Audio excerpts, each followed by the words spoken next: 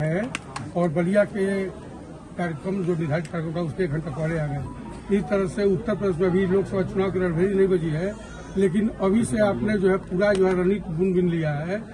तो एक तरफ आप इतना तेजी दिखा रहे हैं पूरे प्रदेश को मथने में जुटे हुए दिन रात, लेकिन दूसरी तरफ इंडिया गठबंधन तो आज तक न्यूनतम साझा कार्यक्रम घोषित कर पाई, न सीट शेयरिंग हो पाया।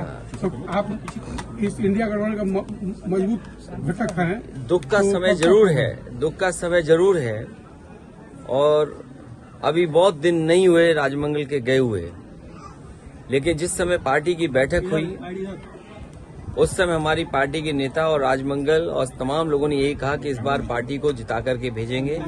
जहां जहां बलिया के लोगों की जिम्मेदारी होगी उन लोकसभाओं को जिताने का काम करेंगे। जहां तक गठबंधन का सवाल है, गठबंधन में पूरी जिम्मेदारी के साथ समाजवादी पार्टी साथ है। गठबंधन में किसको कहां लड़ने का मौका मिलेगा बहुत जल्दी आपको जानकारी मिल जाएगी। एक बात तो साफ है, न केवल उत्तर प्रदेश बल्कि देश की जनता भारतीय जनता पार्टी को हटाना चाहती है। विकसित भारत का नारा देकर के गांव-गांव वैन या गाड़ियां पहुंचा करके प्रधानों से उनके बजट का हिस्सा काट करके आप विकसित भारत का सपना पूरा नहीं कर सकते। जो आपके घोषणा पत्र रहे, जो आपने संकल्प जनता के बीच में रखे, वो आखिरकार आधे अधूरे क्यों हैं? अगर विकसित भारत बने, क्या हमारे किसान की आय दोगुनी नहीं होगी? जो घर बैठा नौजवान है वो बेरोजगार है, उसको नौकरी या रोजगार मिलेगा कि नहीं मिलेगा? और फिर हमारी सीमाएं कितनी असुरक्षित हो गई हैं।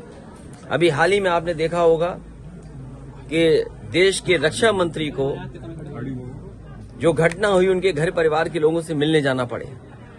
3 लोग सिविलियंस मारे गए थे, 8 घायल, शहीद किया नहीं गए रक्षा मंत्री जी। बीजेपी के नेतृत्व जो शहीद हुए उनके घर नहीं गए, वहां गए जो सिविलियंस मारे गए थे। सरकार की कमी या उस समय जो फैसले लिए उसकी कमी, लेकिन अग्निवीर जैसी व्यवस्था से कभी भी देश की सुरक्षा उतनी मजबूती से नहीं हो सकती है जितनी मजबूती से होनी चाहिए।